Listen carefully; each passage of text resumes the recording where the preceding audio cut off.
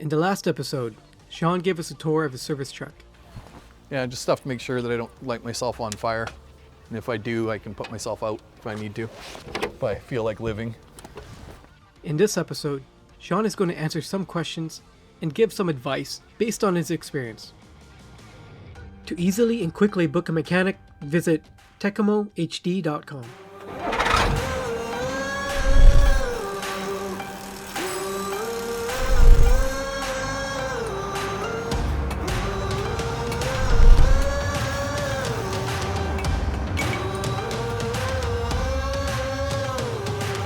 Welcome to Service Call, a mechanic's guide to service, troubleshooting, and repair. And on this episode, Price was right, it was available. I think we got another plane coming. Questions that I was asked. Oh geez. Everybody likes to jump on the bandwagon with certain brands and become very brand loyal for really no reason. if there are any questions you have that we don't answer in this video, leave them in the comments section below. Why did you choose to buy this truck? So why did I choose this truck?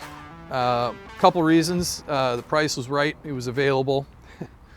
It came with a welder, had a crane, compressor, pretty much everything I needed when I purchased it, aside from the other tools that went into it. It needed some work, which I was capable of doing. But I also thought that if I had a larger truck, I wouldn't be wanting for something bigger. I wouldn't be starting with something smaller, wanting something larger. And so far, I don't regret purchasing this. Was this your first truck? This is the first service truck that I have owned, not the first service truck I have run. I have run several in the past for other dealerships, privately owned companies as well. Yeah. How has this truck treated you so far? This particular truck I've only been running for a few months so far. I have had some issues, but nothing that's really left me down and out for any extended period of time. Like I just replaced the motor for my crane winch. Had to do a bit of brake work on this. Really, that's about it. I think I gotta get some suspension work done here soon too, but yeah, not a lot. What have you done to the truck so far? When I first purchased the truck, things were set up very similar to the way I have it right now. I basically just kind of tried to not reinvent the wheel and just put what I had in places I had space for.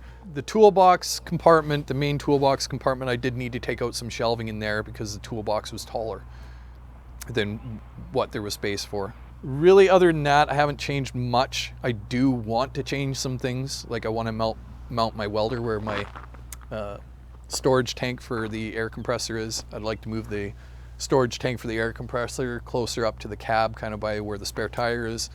I don't think I'd really change much other than that, really.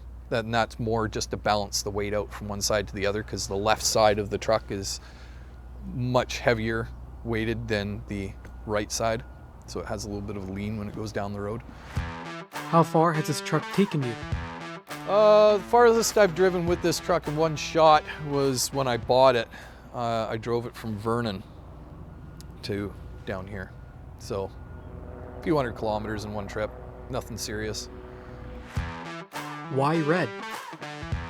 Oh, the color red chose me. I didn't choose it. I do like it though. Stands out. Most other service trucks are white or, no, they're pretty much all white. I think we got another plane coming. Yeah, I did. So, questions that I was asked. Oh, geez. Do you have advice on what to purchase when first starting out? I went into mechanics one day knowing that I was going to work for myself, but I also knew that I was going to be working for other people in the meantime. So I kind of always knew what I wanted in a truck, more or less. And then throughout the years, I learned what tools were handier to have on board than others. Coming out of school, I mean, of course, if you're a first-year apprentice, I wouldn't recommend getting into the field. But if you are a freshly appointed journeyman and you want to start your own business, I would start with what you can afford. If you can't get into a truck, or the payments on a new truck are ridiculously high. So unless you have the work for it, I definitely would not recommend getting into a brand new truck. If you have a pickup truck, I would say work out of that. I did that for a couple of years. I used my own personal pickup as a service truck. And it worked out pretty well, actually. But not as well as this, obviously. This gives me a lot more versatility and ability. What tools should you buy for your service truck? Tools to buy. I would not go out and waste all your money. I shouldn't call it wasting, but don't go and spend all your money on really high-priced, big brand name tools. They make you just as much money and they fix things just as well as the lower price stuff. Everybody likes to jump on the bandwagon with certain brands and become very brand loyal for really no reason. I would say start out picking up tools from yard sales or pawn shops or Craigslist. There's lots of people selling like full sets of tools, like ridiculous amounts of tools, for cheaper than it would cost you to buy a decent roll cabinet and top chest.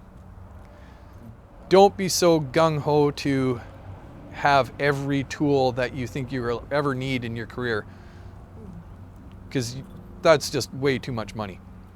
Kind of slowly collect things over time if you can.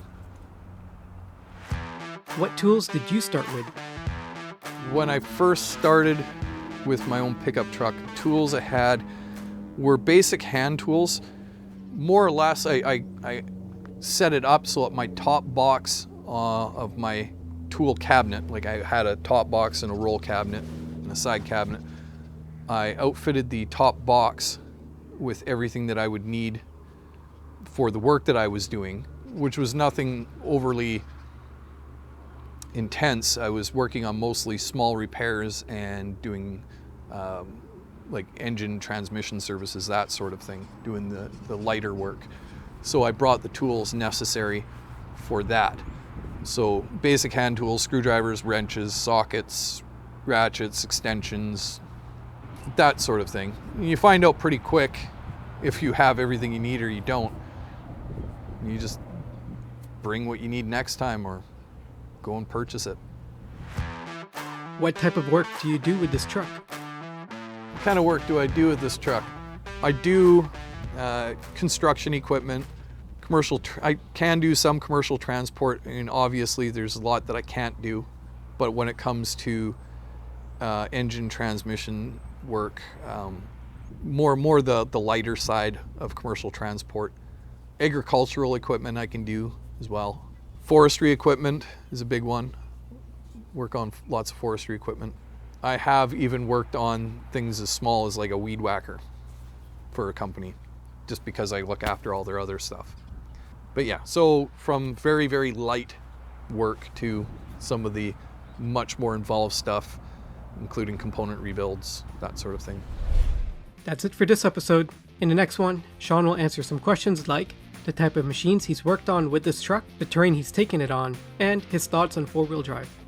If you have any questions for Sean, leave them down in the comments below and we'll answer them in a future video. So yeah, that's my service truck. If you got any questions, let us know. I'm Sean and I fix shit. Thanks for watching. If you want to learn how to fix shit too, support this channel, like, comment, and subscribe. So if you have any questions about the oil I have in the back or tracks, check out fortushd.com.